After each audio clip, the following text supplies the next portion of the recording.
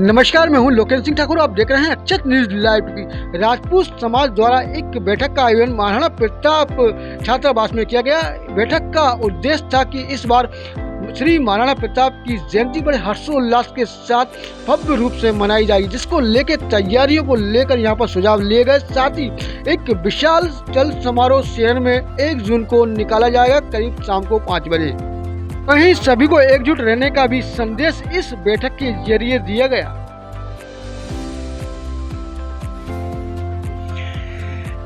महान योद्धा महाराणा प्रताप की जयंती को लेकर प्रताप छात्रावास में एक बैठक का आयोजन किया गया, जिसमें समाज जन एकत्रित हुए और आगामी रणनीति पर विचार विमर्श किया।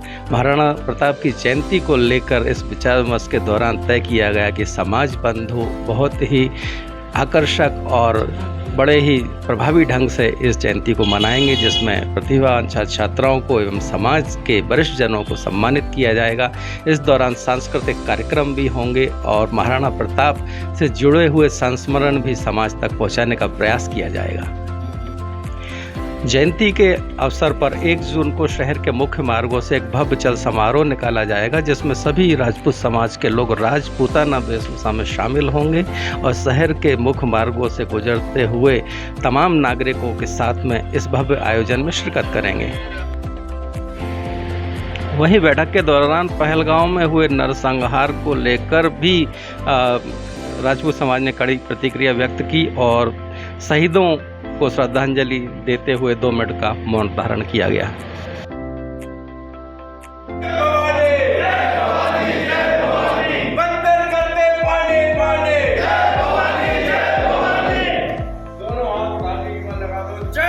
आज यहाँ पर महाराणा प्रताप जी की जयंती मनाने को लेकर आप लोगों ने एक बैठक आयोजित की। किस तरह की रूपरेखा आपने तैयार की है आज समस्त गुना जिले के राजपूत समाज द्वारा प्रताप छात्रावास में महाराणा प्रताप जयंती आयोजित किए जाने हेतु बैठक का आयोजन किया गया है, जिसमें सर्वसम्मति से ये निर्णय लिया गया है कि आगामी 1 जून 2025 रविवार के दिन प्रताप छात्रावास से हम मुख्य शोभा यात्रा प्रारंभ करेंगे और शहर के प्रमुख मार्गों से होते हुए प्रताप छात्रावास पर ही उसका समापन किया जाएगा।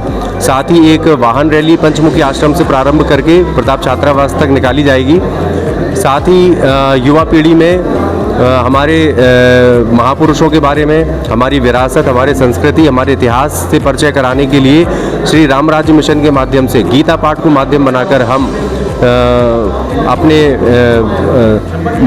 महापुरुषों और हमारी संस्कृति के विषय में युवाओं को परिचित कराएंगे और सकल हिंदू समाज की सुदृढ़ संरचना की कल्पना करेंगे। जय भवानी की। मैं राजेंद्र सिकरवार विवेक कॉलोनी कैंट से।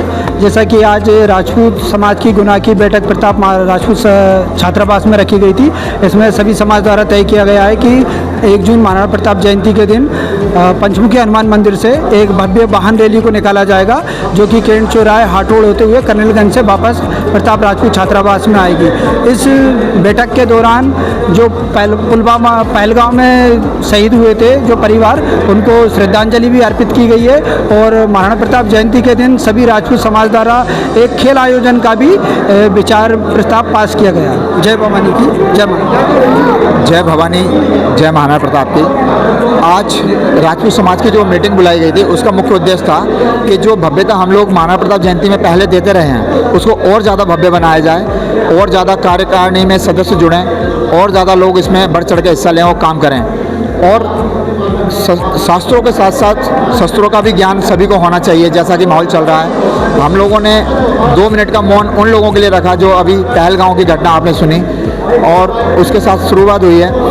हम चाहते हैं कि ज़्यादा से ज़्यादा युवा, ज़्यादा से ज़्यादा लोग महाराणा प्रताप जयंती में जुड़ें। हमारे राजपूत समाज के बच्चे, नई पीढ़ी हमारा संस्कृति सीखे, गीता रामायण के बारे में जानें और ज़्यादा भव्यता लाए और लोग ज़्यादा से ज़्यादा आगे बढ़ें। हम इसमें एक और पहल करने जा रहे हैं कि हम अभी कुछ प्रतियोगिताएं कराएंगे। महाराणा प्रताप जी का जो 9 मई दिन चुना जाता है, 9 मई को उनका जन्मदिन माना जाता है, तो उस दिन हम कुछ खेल प्रतियोगिताएं भी कराएंगे। नई चीज़ हमने ऐड की है, उसके लिए कोशिश करेंगे हम ज़्यादा से ज़्यादा अच्छा काम कर सकें। जय भवानी, जय भवानी। नाम है आपका? मैं लल्ला सिंह तोमर, रिटायर्ड ऑफिसर, गृह मंत्रालय, भारत सरकार। क्या कहना चाहेंगे कि आप में आपको डीएसपी भी एसपी भी किस तरह इस तरह का आजकल माहौल लगा उसके बारे में क्या कहना? मैं अपने सनातन धर्म को लिए कहना चाहता हूँ कि हमारा सनातन धर्म विश्व का सबसे बड़ा धर्म है और कोई ऐसा धर्म नहीं है। इस सनातन धर्म में हमारे महापुरुषों की जो जयंतियाँ मनाई जाती हैं इनको मनाते रहना चाहिए। जैसे महाराणा प्रताप जी हुए, वीर शिवाजी महाराज हुए और महारानी लक्ष्मीबाई हुई, जिनने देश के लिए, राष्ट्र के लिए, हमारी भारत भूमि के लिए बलिदान दिया है, तो उनकी जयंतियों को मनाया जाना चाहिए, मनाते रहना चाहिए। दूसरा ये कहना चाहेंगे कि ये जो समाज है एक हाथ में तो शस्त्र रखता है और दूसरे हाथ में शास्त्र रखता है। ये हमारे माननीय प्रधानमंत्री जी भी बोल चुके हैं, हमारे माननीय योगी जी भी बोल चुके हैं। जब तक इनको लेके हम नहीं चलेंगे, हमें ज्ञान भी देना है और अगर कहीं ज़रूरत पड़े तो हमें उस जगह पे अपनी की धर्म की रक्षा के लिए शस्त्र भी उठाना है। जैसे कि महाभारत में संकेत दिया है हमारे भगवान श्री कृष्ण अर्जुन के लिए, उनने मना किया था ये तो हमारे कुटुंबी हैं, हम युद्ध नहीं लड़ेंगे। तब उन्होंने यही कहा है कि दुराचारियों से लड़ने के लिए, इनकी दुराचारियों से लड़ने के लिए हमेशा शस्त्र की आवश्यकता पड़ती है और इसके लिए आप धनुष उठाओ, आप लड़ो और इससे देश में एक एकता आती, दुराचारियों का विनाश होगा। तो हमारी जो भारत भूमि है उससे इनका दुराचारी जब तक नहीं इस देश में रहेंगे तब तक हमारे देश में शांति नहीं आएगी। धीरे धीरे अभी हम कुछ भी नहीं करते हैं, हम आराम से अपनी रैलियां निकालते हैं, ये लोग हमारे ऊपर पत्थर बरसाते हैं, आराम से शांति में कोई कार्यक्रम कर रहे हैं तो उसी में पत्थर बरसाते हैं। हमारे राम का नाम, हमारे कृष्ण का नाम उन लोगों को बुरा लगता है। इसीलिए पुलवामा में जो इनने अटैक किया है उसी का एक उदाहरण है। तो हम तो चाहेंगे, पूरी भारत देश से चाहेंगे कि इनको मुंह तोड़ जवाब देना चाहिए। और भी जो पानी बंद किया है इसी तरीके से पानी बंद, इनका हुक्का पानी बंद करके एक साथ हमारा देश आज पूरा समाज खड़ा है इनके विरोध में। इसी प्रकार चाहेंगे कि हमारा समाज हमेशा इकट्ठा रहे। इसी से भारत माता की जय। जय हिंद, वंदे मातरम।